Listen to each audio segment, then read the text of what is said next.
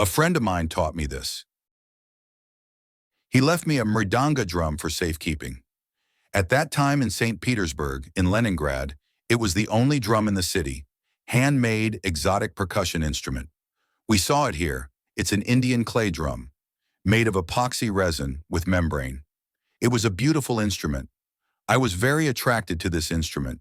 And one day he says, "I'm going away for a week, and I'll leave it for you to keep."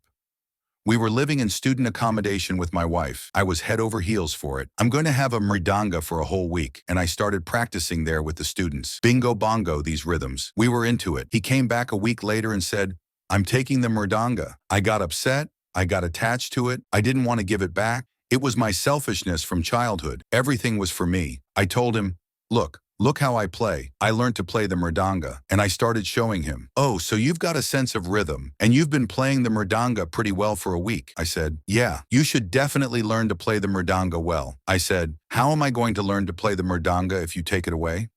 That was my plan. And here he told me an important thing, and I have been using this advice all my life. Very important.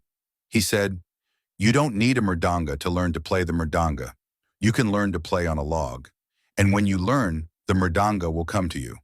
Everyone will say to you, 'Here, please, have a mridanga. Please play.'" That's amazing. Then I open the Vedas, and it says, "Everything will come to you by itself if you are qualified."